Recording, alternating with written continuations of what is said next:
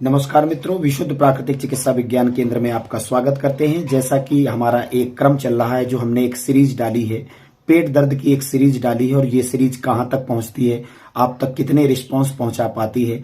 तो इस सीरीज में आप जुड़े रहें, अधिक मात्रा में आप इस चैनल को सब्सक्राइब करें, शेयर करें और एक एक बात को अपने जीवन में अनुभव करें और इन रोगों से मुक्ति प्राप्त करें। तो विशुद्ध प्राकृतिक चिकित्सा विज्ञान केंद्र का यही उद्देश्य है। इस उद्देश्य की पूर्ति करते हुए आज के टॉपिक की चर्चा करते हैं, पेट दर्द भाग 2, जिसमें हम आपको पेट की कुछ बारीकियों से परिचित करवाने का काम कर रहे हैं। तो चिकित्सा शास्त्रों में जो नियम एवं उनके आधार जो दिए गए हैं, वो आधार हम आप तक पहुंचा रहे हैं।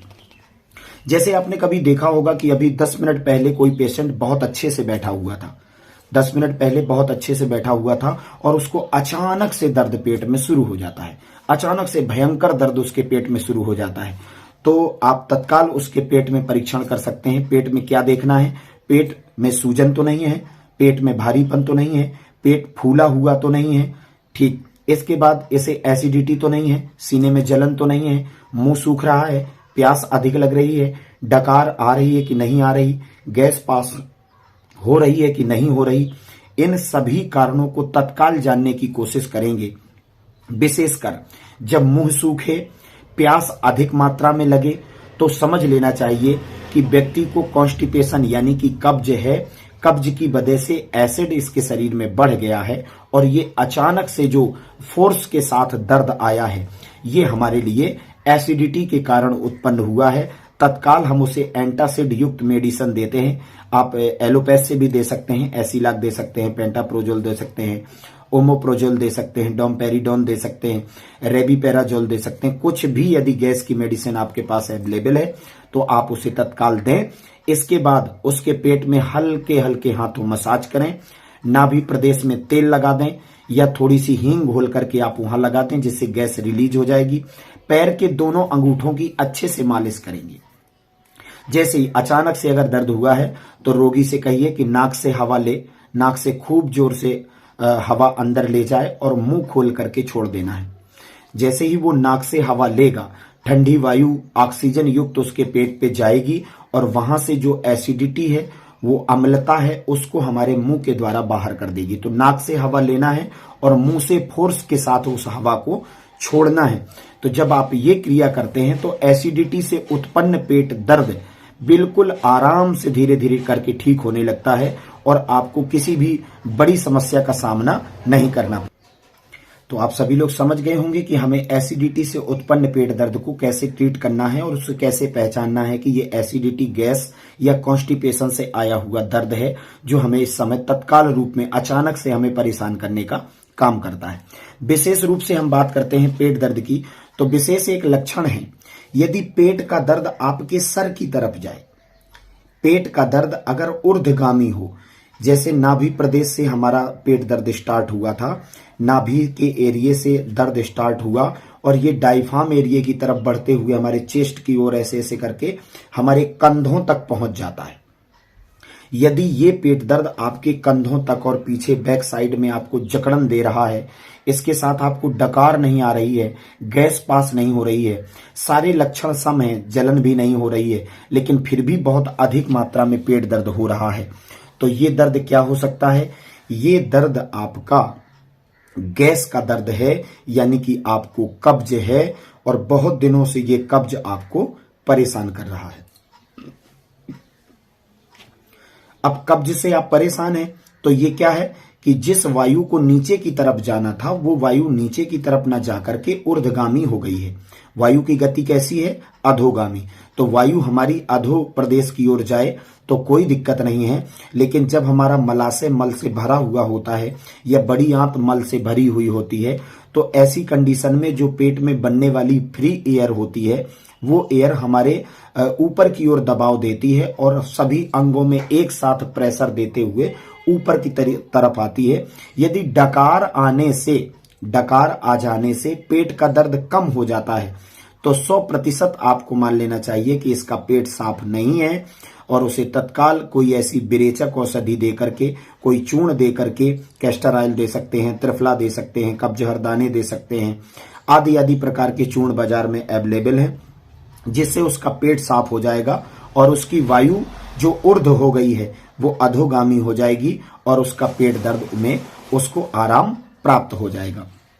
अब बात करते हैं दूसरा जो टॉपिक हमारे ऋषियों ने दिया है कि यदि आपके बड़ी आंत में कोई इन्फेक्शन है या बड़ी आंत मल से भरी हुई है या बड़ी आंत में कफ की लेयर अधिक मात्रा में जमा हो गई है या बड़ी आंत में आपके सूजन आ गई है या किसी भी अंग के फोर्स करने से या दबाव देने से बड़ी आंत में सूजन बढ़ रही है, इन सभी कारणों से और निरंतर आपको कब्ज बना रह रहा है, तो इन कंडीशनों को देखते हुए निर्णय हमारे ऋषियों ने लिया कि यदि आपके नाभि के राइट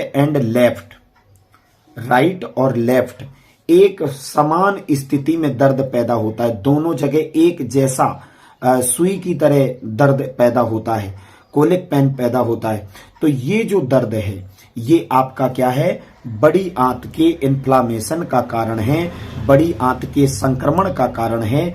बड़ी आंत के संक्रमण को समाप्त करने के लिए सबसे पहले तो हम लिक्विड डाइट का फॉलो करते हैं, लिक्विड डाइट लेना शुरू करते हैं, भारी भोजन बंद कर देते हैं, पेट को साफ रखते हैं और हल्के हाथों से पेट में तेल लगा करके गर्म पानी से या गर्म बोतल से हम सिकाई करते हैं तो बड़ी आंत की सूजन डाउन हो जाती है और हमारे इस पेन से हमको निजात प्राप्त हो जाती है। तो पेट दर्द पैदा हो उसके लिए तत्काल हैवी पेन किलर लेकर के हम रोग के कारण को न पहचानते हुए केवल मरीज का ट्रीटमेंट करने लगते हैं और ये पेन किलर्स हमारे अधिक मात्रा में पेन किलर से लेने लगते हैं, तो ये पेन किलर हमारे लिए बहुत हानिकारक हो सकते हैं। स्टमक का हमें अल्सर दे सकते हैं, आंतों के अल्सर हमें दे सकते हैं और कहीं ना कहीं से ये जितने भी पेन किलर्स हैं वो सारे के सारे हमारे शरीर के लिए हानिकारक ही माने जाते हैं। किडनी में गलत प्रभाव डालते हैं, लीवर में गलत प्रभाव डालते हैं, हमारे नर्वस सिस्टम में गलत प्रभाव डालते हैं।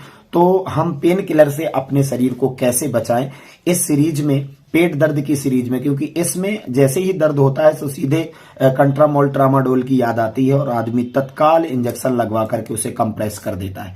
तो हमें कैसे पहचानना है कि ये दर्द हमारे शरीर में क्यों पैदा हो रहा है, तो हमारे एक एक वीडियो को बड़े गौर से, बड़े ध्यान से आप लोग देखेंगे तो शायद आप अपने रोग के मूल कारण को देख करके घर में ही नॉर्मली चिकित्सा करके आप पेट दर्द से मुक्ति पा सकते हैं।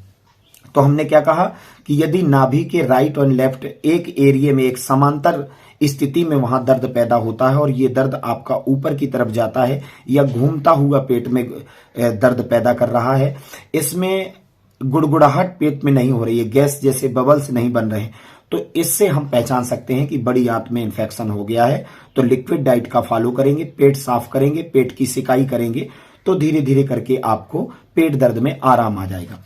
आपने देखा होगा किसी किसी को पेट में दर्द होता है, बहुत अधिक मात्रा में पेट में दर्द होता है, लेकिन वो दर्द कैसा होता है, 1 मिनट होगा, थोड़ी देर के लिए रुक जाएगा, दर्द होगा रुकेगा, दर्द होगा रुकेगा, दर्द होगा रुकेगा, यानी कि ये उतार चढ़ाव उसके जीवन में बना रहता है और वो निरंतर बहुत दिनों तक पेट दर्द से परेशान रहता है।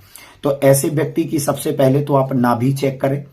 नाभि चेक करने का तरीका हम आपको बहुत सरल तरीका सिखा देंगे जिससे आप तत्काल अपने घर में चेक कर सकते हैं। बहुत से ऐसे लोग हैं वो नाभि बैठाते हैं लेकिन नाभि बैठाने का उनको यही पता नहीं है कि नाभि को पहचानना कैसे है, नाभि उखड़ी भी है कि नहीं उखड़ी। कभी कभी बैठी बैठाई नाभि को लोग उखाड़ देते हैं।